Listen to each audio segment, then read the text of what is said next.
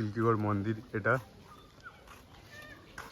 এখানে পুজো দেওয়ার জন্য এই যে এই পাশ দিয়েই গিয়ে ও পাশে মন্দিরে উঠতে হয়।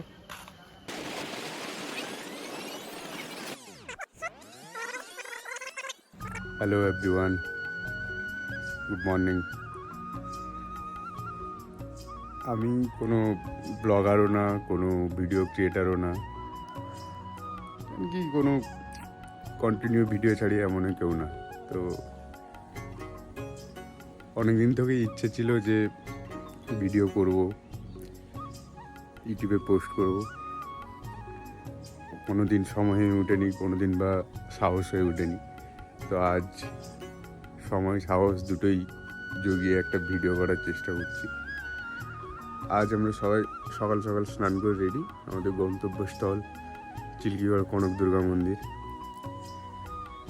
তো চলুন দেখা যাক। গাইজ আমরা সব রেডি এখন যাওয়ার জন্য।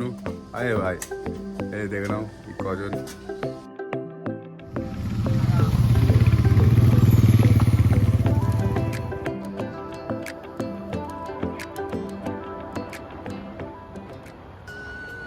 আচ্ছা, শুরুতে আপনাদের বলে রাখি, এটি ঝাড়গ্রাম জেলার প্রাচীনতম মন্দিরের মধ্যে অন্যতম একটি মন্দির। এই মন্দিরের নাম কনক দুর্গা মন্দির হওয়ার পিছনে একটি কারণ লুকিয়ে রয়েছে। তখনকার চিল্কিগড়ের রাজা গোপীনাথ সামন্ত স্বপ্নাদেশ পেয়ে তার স্ত্রীর কাকন দিয়ে এই মন্দিরের মূর্তিটি নির্মাণ করেন। এই মূর্তিটি বেশ কয়েকবার চুরি হয়। প্রথমবার চুরি হয় 1960 সালে, তারপর আবার চুরি হয় 2007 থেকে 8 সালে, সম্ভবত মাওবাদীর আমলে। প্রথমবার এই মূর্তিটি চুরি হওয়ার পর রাজার বংশধররা অষ্টধাতু দিয়ে একটি নতুন মূর্তি স্থাপন করেন এই মন্দিরে।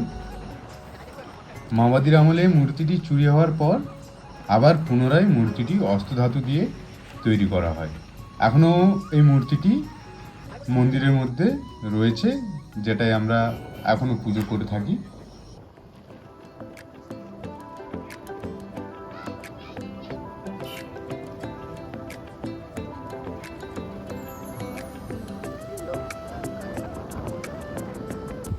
এই হচ্ছে ডুডু নদী।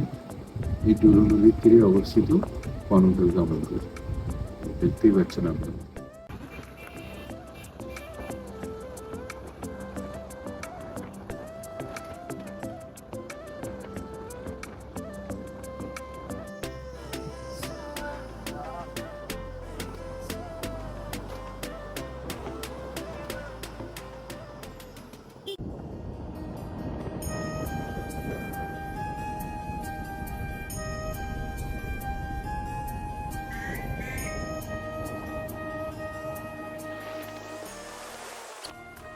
ফাইনালি আমরা চিল্কিগড় পৌঁছে গেছি।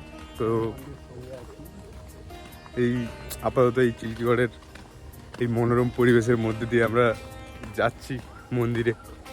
এখানে ঢোকার আগে একটা কথা বলে রাখি যে এখানে যদি কেউ 4 চাকা বা বাইক নিয়ে আসেন তো তার জন্য একটা কুপন কাটতে হয়, পার্কিং চার্জ লাগে, পার পার্সন কোনো ফিস লাগে না।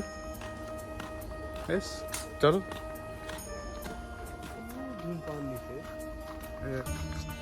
এখানে কেউ ধূমপান করবেন না। এই যে চিল্কিগড় মন্দির এটা। এখানে পুজো দেওয়ার জন্য এই যে এই পাশ দিয়েই গিয়ে ও পাশে মন্দিরে উঠতে হয়। আর একটা কথা যেটা হচ্ছে, প্রসাদ সব দিন লুকিয়ে নিয়ে যাবেন, না আমি প্রচুর বান্দরের তাণ্ডব দেখা যায়। আপাতত দেখা যাচ্ছে না, যাই হোক পুজোর পরে দেখা হবে।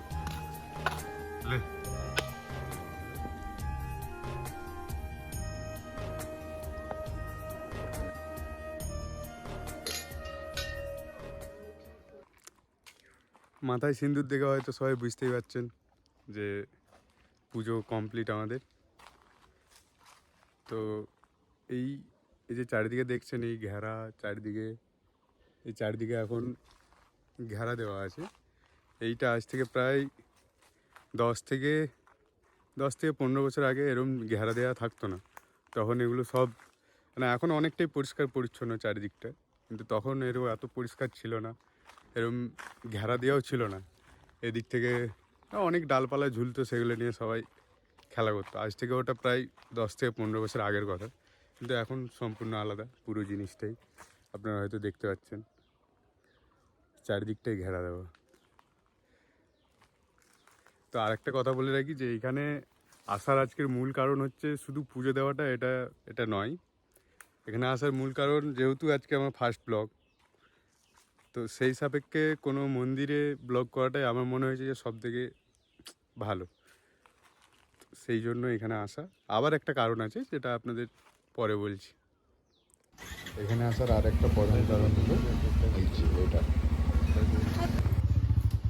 మంగళైశ్వ పునఃస్పతిని సుగంధైశ్వ మాత దానం నానేశ్వరి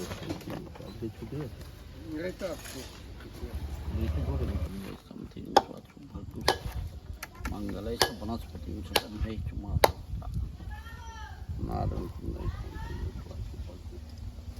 మంగళైశ్వ వనస్పతిని సుగంధైశ్వ మాత దానం నానేశ్వరి।